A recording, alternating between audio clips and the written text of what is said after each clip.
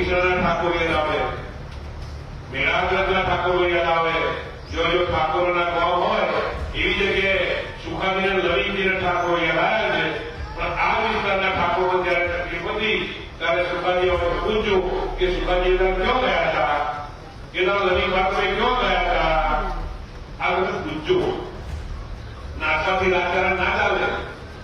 વિસાવદર અને કડીની પેટા ચૂંટણી યોજાવાને માત્ર હવે થોડો સમય જ બાકી રહ્યો છે, ગણતરીના દિવસો બાકી રહ્યા છે. આમ આદમી પાર્ટી હોય, ભારતીય જનતા પાર્ટી હોય કે પછી કોંગ્રેસ હોય, આ ત્રણેય પાર્ટીઓ દ્વારા પ્રચાર પ્રસાર શરૂ કરી દેવામાં આવ્યો છે. પરંતુ જો વિસાવદરની વાત કરવામાં આવે તો ક્યાંક ને ક્યાંક સ્થાનિક કક્ષાએ ત્યાં કોંગ્રેસ ઓછી સક્રિય જોવા મળી રહી છે, એક્ટિવ નથી જોવા મળી રહી. જેવી રીતે ભારતીય જનતા પાર્ટીનો ઉમેદવાર હોય, તેમના કાર્યકર્તાઓ હોય કે દિગ્ગજ ચહેરાઓ હોય, આમ આદમી પાર્ટીના કાર્યકર્તાઓ હોય, ઉમેદવાર હોય કે પછી તેમના દિગ્ગજ ચહેરાઓ, આ બંને પાર્ટી સતત સક્રિય વિસાવદરમાં સ્થાનિક કક્ષાએ જોવા મળી રહી છે. કોંગ્રેસ તેમની સરખામણીએ ક્યાંક ને ક્યાંક નિષ્ક્રિય જોવા મળી રહ્યો હોય તેવું લાગી રહ્યું છે.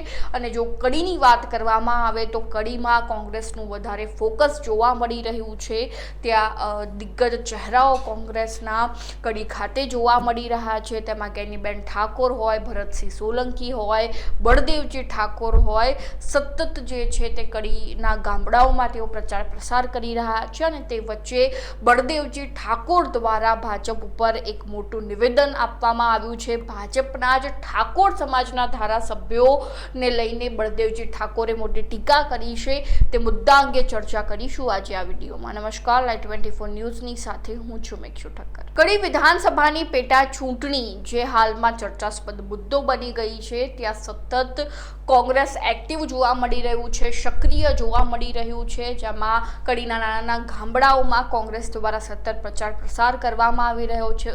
ગઈકાલે ગેનીબેન ઠાકોર પણ કડી ખાતે હતા. ત્યારબાદ ભરતસિંહ સોલંકી હોય કે પછી અન્ય દિગ્ગજ ચહેરાઓ હોય કોંગ્રેસના, તેઓ સતત કડી ખાતે જોવા મળી રહ્યા છે. અને આજે પણ કોંગ્રેસના પૂર્વ ધારાસભ્ય બળદેવજી ઠાકોર કડી ખાતે પહોંચી ગયા છે. બોરીસણામાં તેઓ પ્રચાર પ્રસાર કરી રહ્યા છે. અને તે વચ્ચે બળદેવજી ઠાકોરનું સૌથી મોટું નિવેદન સામે આવ્યું છે, જેમાં તેમણે ભાજપના ઠાકોર સમાજના ધારાસભ્યોને નિશાને બનાવ્યા છે. જેમાં તેમણે કહ્યું છે કે હાલમાં જે લવિંગજી ઠાકોર હોય કે સુખાજી ઠાકોર હોય, તેઓ માત્ર ઠાકોર સમાજના મત માગવા માટે આવ્યા છે. પરંતુ જ્યારે ઠાકોર સમાજને કોઈ તકલીફ પડતી હોય છે ત્યારે તેની રજૂઆત ઉપલી કક્ષા સુધી તેઓ નથી કરી શકતા. માત્ર મત માગવા માટે તેઓ સ્થાનિક કક્ષાએ જોવા મળતા હોય છે. અને માત્ર ભાજપમાં નાચવાથી કશું જ થવાનું નથી, તે રીતનું નિવેદન બળદેવજી ઠાકોર દ્વારા આપવામાં આવ્યું છે. તો તેમણે વધુમાં શું કહ્યું, એકવાર તેમની પાસેથી સાંભળી લઈએ.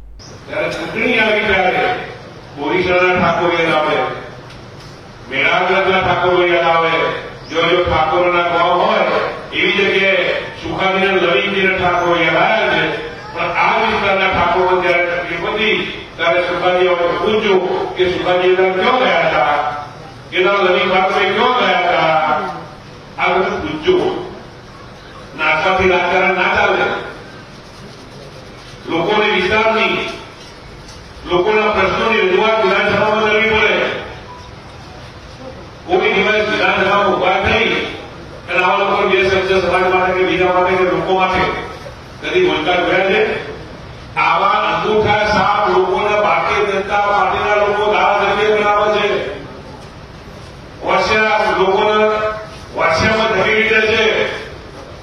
ભારતીય જનતા પાર્ટીના લોકો તમારા મારા જેવા લોકોને ક્યારેય એ ચલાવવા માંગતી નથી. ત્યારે તમારે મારે બધે સમજવાનો સમય આપ્યો છે વાત કરવા માટે.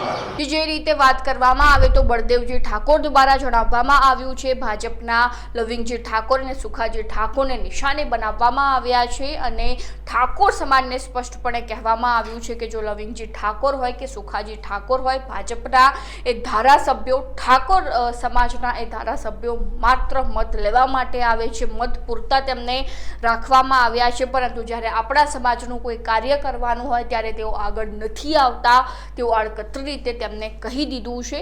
તો આ મુદ્દા અંગે તમારું શું કહેવું છે, ચોક્કસથી અમારા કોમેન્ટ બોક્સમાં જણાવી દેજો. અને હજુ સુધી તમે જો લાઈવ 24 ન્યૂઝને સબસ્ક્રાઇબ નથી કર્યું તો હાલ તેને સબસ્ક્રાઇબ કરી દેજો.